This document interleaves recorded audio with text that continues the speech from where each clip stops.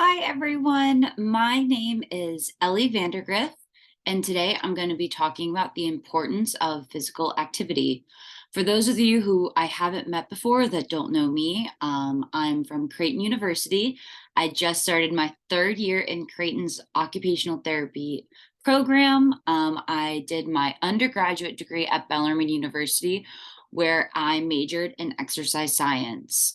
With all of that being said, physical activity and exercise has always been an extremely big part of my life as I've kind of navigated through my life, both personally as a student athlete, but also professionally as I began my journey of becoming an occupational therapist. I really learned to value the importance of physical activity and exercise and really work to incorporate all of the benefits that you get from physical activity and exercise into my own treatments, plans, and sessions. With that being said, I'd love to go ahead and get started. So what we will cover today as we talk about physical activity and exercise and the importance, we're going to talk about is what is physical activity and exercise and what makes it either a physically demanding task, what makes it exercise. We'll talk about the specifics of what that looks like. Additionally, we're going to talk about why it's important. I've already mentioned just in my brief introduction about why physical activity or exercise is important, but we're going to kind of talk about why it's important, why you should be incorporating it into your day-to-day life. Additionally, we're going to kind of chat a little bit about why you currently may not be participating in regularly structured exercise. And if you're not currently participating in physical activity or incorporating that into your everyday life, how you could adopt a more active lifestyle. So what is exercise? Other than something that's just in the news that a lot of people like to talk about, what is exercise and what's the definition of it? So, physical activity is any form of bodily movement that results in the body's use of energy. Another way to say this is just any time that your heart rate is elevated, just whether you're doing something that you consider exercise or maybe you're just standing and cooking dinner. Physical activity is any time that your body is producing or using energy to complete the task. Where exercise is a little bit more specific of that. Exercise is a form of physical activity, but it is something that is planned. So exercise just doesn't happen. Exercise is something that you are planning to do. It is something that is structured. Again, it is something that you are doing with a purpose. You're doing it for a reason. You have a plan to complete your exercise. And additionally, exercise is repetitive. So you're not just doing it once and calling it exercise. Exercise is something that you're completing multiple reps to do. And it has a final or it is a final goal in mind when completing exercise or just kind of maintaining your current physical fitness status. So to kind of give you a difference between physical activity and exercise, I'd like to draw everyone's attention to washing the dishes versus morning muscle moves. So washing the dishes is something that many of us participate in our everyday lives after a long meal, after whatever that may look for you. You might participate in washing the dishes. Washing the dishes might take place from a seated position. It also might be from a standing position. However, again, that looks for you. But while you're washing the dishes, doing that movement to wash the dish is elevating my heart rate just a little bit as my body is using energy to do those movements. Where morning muscle moves is something that at the American Stroke Foundation, we participate in at least once a day, where we are targeting specific areas of the body. We are doing things for a purpose. We typically do it at the same time each day. And when we're performing morning muscle moves, typically we're doing lots of repetitions of that same movement. So morning muscle moves would be considered exercise, where washing the dishes would just be considered physical activity. The current guidelines of the physical activity guidelines for Americans recommend that all Americans participate in 150 minutes of moderate intense physical activity and at least 2 weeks of muscle strengthening activity per week. So that is the recommendations for physical activity. That seemed to be a lot packed into that statement. So we'll kind of break that down a little bit. So 150 minutes sounds like a lot of time, and that seems very intense, of moderate intensity. The good thing about the 150 minutes is it's spread throughout the week. So maybe that looks like for you, you're doing 30 minutes of exercise per day over the course of 5 days. Maybe you're breaking it down to even less than that. Maybe you're participating in more than one exercise or physical activity session per day. However that looks for you in order to get to that 150 minutes is perfectly okay. Just allowing your body to meet you where you're currently at. Another thing that I wanted to talk about during this portion is light versus moderate versus vigorous. These are all different forms of intensity of which our body is producing different energy. So for example, light physical activity might be that same example that we've used last time of washing the dishes. While we are elevating our heart rate, we're just lightly or slightly elevating our heart rate. So that would be considered light intensity. Moderate intensity may be the morning muscle moves, where we're elevating our heart rate more than we were washing the dishes, but we're not exactly maxing out the fastest our heart can beat per minute. Where vigorous would be the highest intensity you can think about. So for me, I think that vigorous intensity would be running marathon. Right now, I'm in no state to do a marathon. And so if I were to participate in running a marathon, my heart rate would be beating as fast as it could. So that would be considered vigorous. So those are the three types of intensities of which exercise or physical activity is classified.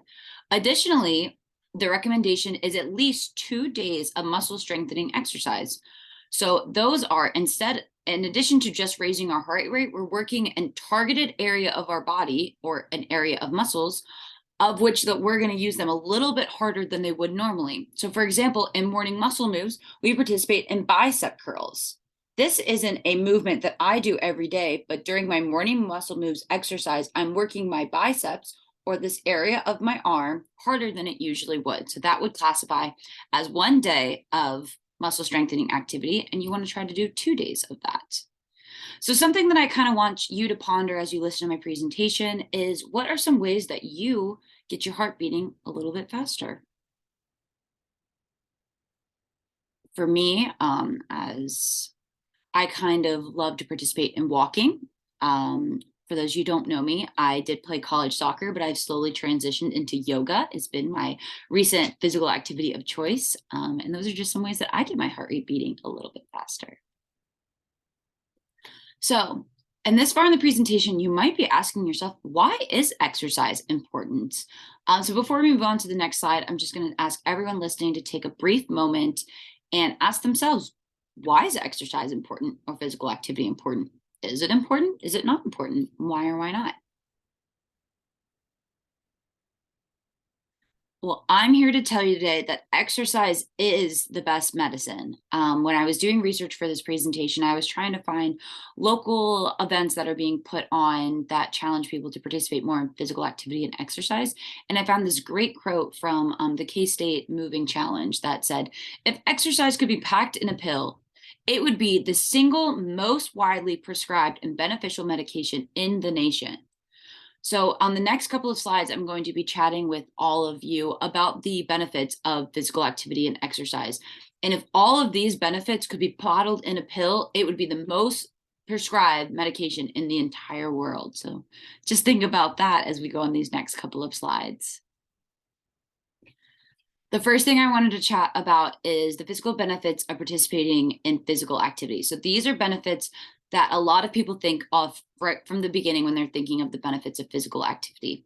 One is strengthening the muscles. As we talked about, we really want to get our muscles stronger. So when we're participating in physical activity or exercise, we're targeting a specific muscle group in hopes of getting those muscles stronger. Additionally, a lot of people give the reason for managing body weight as a reason to participate in physical activity and exercise. For some people, it's to lose weight, where others is to gain weight. A fun fact is muscle, so the muscles in our body, weigh more than body fat. So for some people, putting on more muscles will help them increase their weight. Additionally, physical activity and exercise helps improve endurance and balance, as well as enhances or improves coordination. But wait, there's more. There's even more benefits, physical benefits to participate in physical activity and exercise that maybe we don't necessarily think of right off the bat. One is strengthening our bones. Osteoporosis is the natural progression that our bones take, that they just get a little bit weaker. So the reason in hopes to strengthen our bones, physical activity and exercise is a great way to start with that. Additionally, it increases our metabolic rate. All this means is our body's ability to take the food that we're eating and make it into fuel or energy for our body. So our body's ability to do this will be increased with physical activity and or exercise. Additionally, it can enhance the quality of sleep that you are currently having. It can help reduce blood pressure. It will help boost your immune system as well as decrease the risk of chronic diseases such as heart attack or even cognitive um, chronic disorders that people may experience. But wait, there's even more. I also wanted to touch on the cognitive benefits for participating in physical activity. What cognition means is our brains, kind of our brain strength or our brain's ability to go throughout our day-to-day life. So the first thing I wanted to talk about is it increases self-efficacy. Study after study has shown that after participants will participate in regularly structured exercise and or physical activity, their self-efficacy or self-confidence or belief of self-worth increases immensely. We feel better about ourselves when we're participating in regular exercise or physical activity. We're more willing to try other things on top of adapting a physically active lifestyle. Additionally, physical activity and exercise can help increase mood and decrease depressive and anxiety symptoms.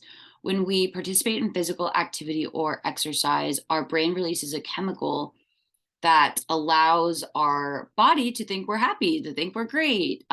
This is commonly known as a runner's high, but it can be experienced when you're not running. It can be experienced when you're just participating in a more active lifestyle. Your brain will be kind of be like, okay, we're happy now, we're moving. Additionally, as I mentioned, it enhances sleep. It increases your body's ability to sleep. Additionally, it can help increase executive functioning skills. What this means is to be your problem solving skills, your learning. It helps improve your decision making and kind of work towards that. Additionally, memory is benefited and increases with a more physically active lifestyle. It also helps reduce the risk of a cognitive decline, such as dementia, as we talked about on the previous slide. With all of these amazing benefits, all of the things I just talked about, maybe you have a couple more benefits in your mind that you're thinking of. Maybe a couple of those benefits really resided with you and you're thinking, those are amazing. I just wanted to take time for everyone to ponder, why do you think many people don't participate in a physically active lifestyle? Whether that's where you're at currently right now, maybe that's where you used to be, or if you're just thinking about someone in your life that doesn't currently participate in physically active lifestyle, why do you think that that is?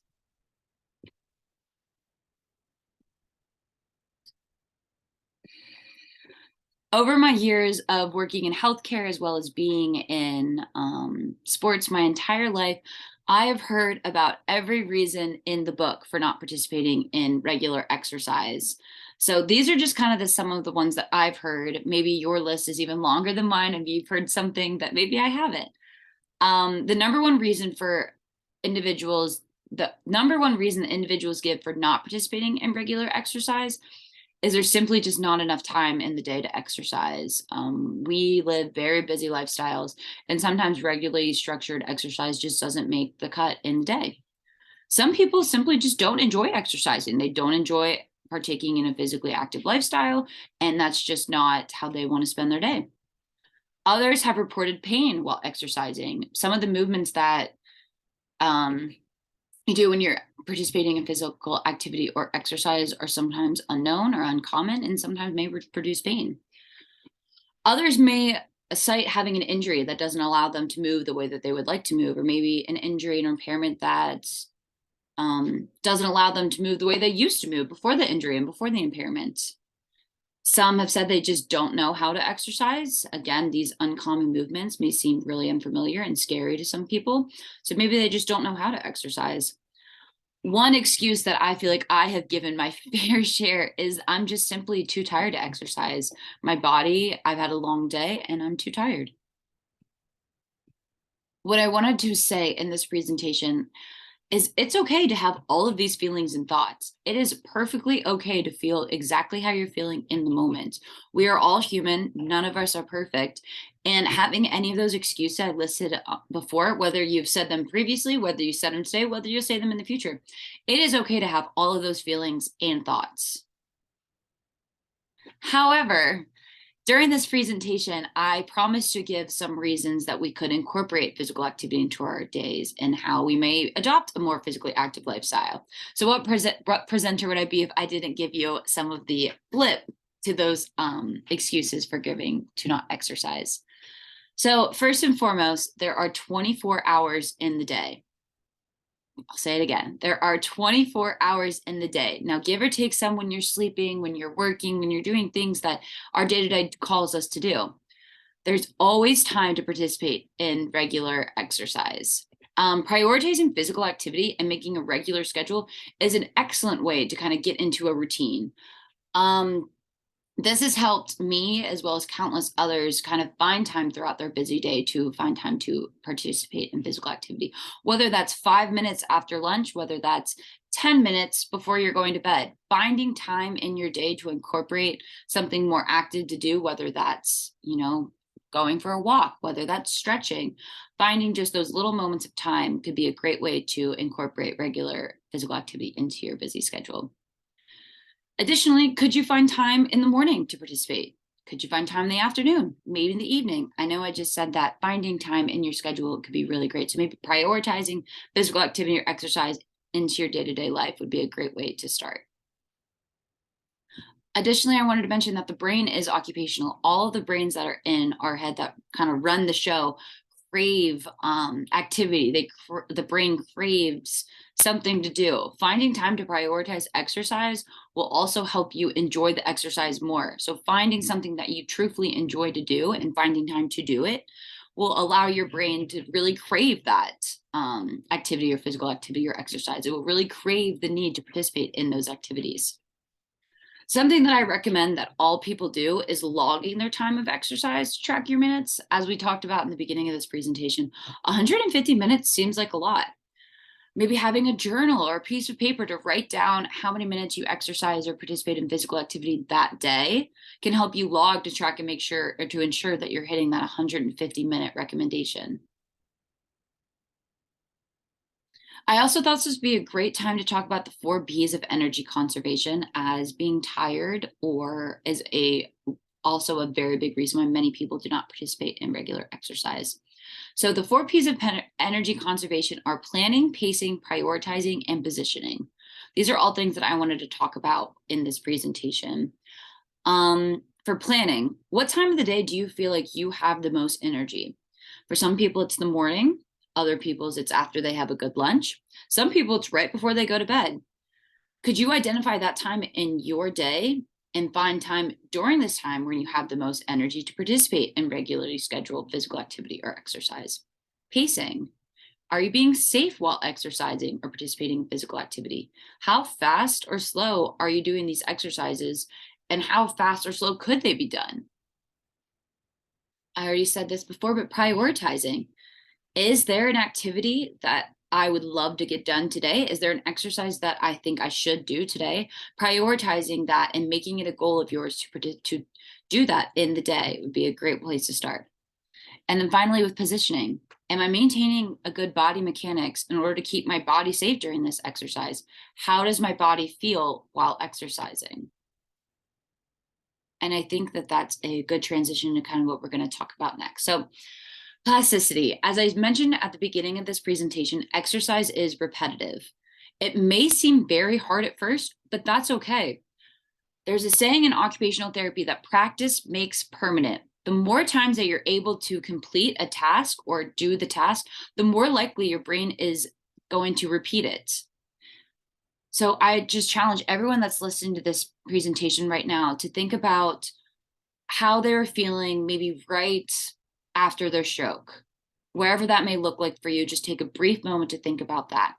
Were you laying in the hospital bed, unable to go to the bathroom, unable to walk, unable to bring your hand to brush the hair off your face, to wipe your face, however that may look for you? Now think about how far you've come since then. Many people participated in morning muscle moves this morning.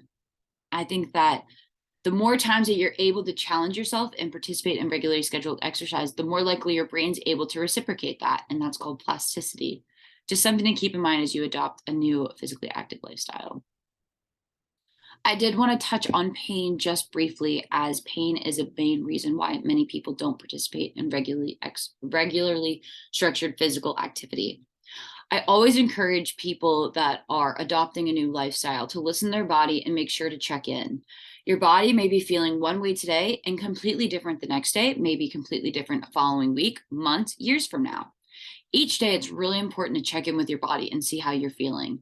These changes may be good, may be bad, maybe just neutral. It's however your body's feeling that day.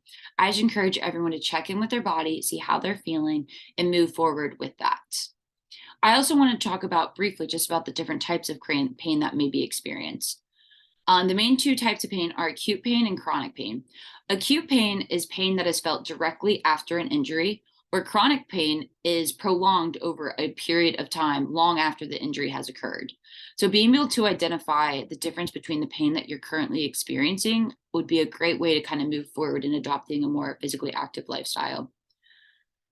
I also wanted to touch on the event that caused the pain in the first place may not be the reason that the pain still persists today. There's many reasons why individuals may be feeling different types of pain. Maybe it's due to their sleep habits. Maybe it's due to their diet, hygiene, mental health. These are all things to consider when experiencing pain, trying to figure out where the root of the pain occurs and how you can address it. Pain is also not a one-on-one relationship. More pain doesn't always mean necessarily that there's more injury, and more injury doesn't necessarily mean that's more pain. To kind of come full circle with this entire slide is listen to your body each and every day. Kind of figure out how your body's feeling, how your body's moving, and how you can be successful each given day. I also wanted to say that motion is lotion. And as silly that says, I've gotten a few laughs when saying this saying, but motion is just a means to get your body going. You also need to check in on the internal structures of your body, again, with sleep, with hygiene, with diet, with mental health. Getting moving is great, and adopting a physical active lifestyle is fantastic. But you also need to check in on the inside of the rest of your body, because just because your body is able to move with the lotion doesn't mean necessarily that internally we're where we need to be. Just something to keep in mind when you change your lifestyle. This is just a reflection model that I use when talking about individuals adopting a more physically active lifestyle. There's 5 stages to this reflection, and as I kind of talk through each stage, I just encourage you while you're listening to think about where you're at in your current physically active or exercise lifestyle and where you maybe want to go moving forward. So, perceived benefits is the first stage. I gave many reasons today why you might want to adopt a more physically active lifestyle. So, thinking about all of the reasons to begin an exercise plan. Perceived barriers are all the reasons why you wouldn't exercise. We talked about those as well. On top of all the perceived benefits, there's also barriers to exercising. Perceived severity is what would happen if I continue to live my life the way that I'm currently living it. For some people, maybe nothing would happen. For others, maybe there would be some drastic changes. Just kind of, again, internally reflecting on your perceived severity if you would not adopt a more active lifestyle. Perceived risk. So then this is a step above perceived severity. What would happen if I did not exercise? If I did not make a lifestyle choice? If I actually did the complete opposite and I stopped all forms of physical activity? What would happen? Finally, I ask everyone, once they've thought about all of those different categories, to think about their self-efficacy. How do I feel about adopting a lifestyle change that includes an increase in physical activity? Maybe that's something you'd really want to do and you feel great about it, and that's fantastic. For others, maybe this is something they're not interested in, and that's fine too. So maybe right now you can pause this presentation and just kind of reflect on your own place and where you're at. Finally, I wanted to leave this presentation with some ways to incorporate physical activity into your daily life. These are just some super simple ways. There's a million and one ways. And if you're interested in talking more about this, please reach out to me in any way possible. I would love to talk to you about where you're currently at and where you'd want to go. One way that I try to incorporate in my own day-to-day life is parking farther away from the grocery store or the location of which I'm going. This is a way just to get a couple more steps in before entering the grocery store, before entering the mall, before entering wherever the location is I'm going, allowing myself to just walk a minute or two longer than I would have if I parked in the very first spot.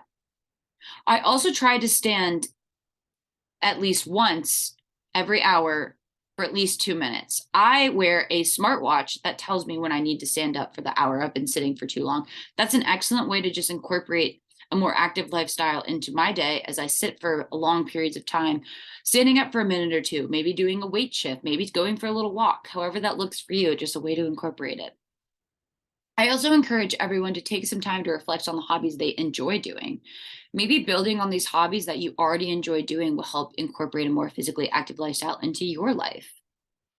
Maybe you take time to stretch while doing other tasks. I've talked to a lot of people about while they're sitting and watching TV, maybe stretching out their hands, maybe stretching out their legs, performing different stretches or exercises while already doing something I enjoy. So for me, it's while I'm watching my favorite TV show, I'm stretching out my legs that are very tight.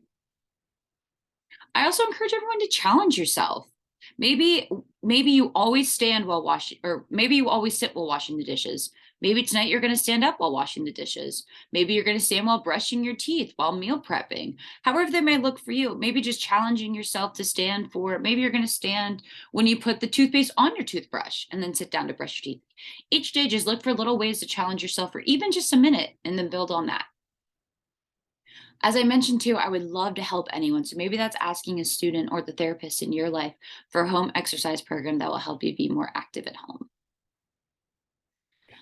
I also wanted to provide everyone with just some new areas of physical activity to look into. I know we talked about that light, moderate, and vigorous intensity levels. So for light, maybe that's gardening. Maybe those are your activities of daily living, such as what we just talked about with brushing teeth, washing dishes, meal prepping.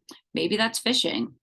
For moderate, dancing is an excellent one. For those who know me, I love to sing and dance. So this is something that I really like to incorporate. I also talked about yoga. Another great one is Tai Chi. For vigorous, as you're really trying to raise your heart rate up, water aerobics is a great one, bicycle riding, and weightlifting. As I mentioned before, I'll say again, we are all here to help you. If you're interested in adopting a more physically active lifestyle, please feel free to reach out to me or the therapist in your life. Here are some of my references. Thank you so much for listening and have a lovely rest of your day. Again, I'm Ellie Vandergrift, and thank you so much for listening.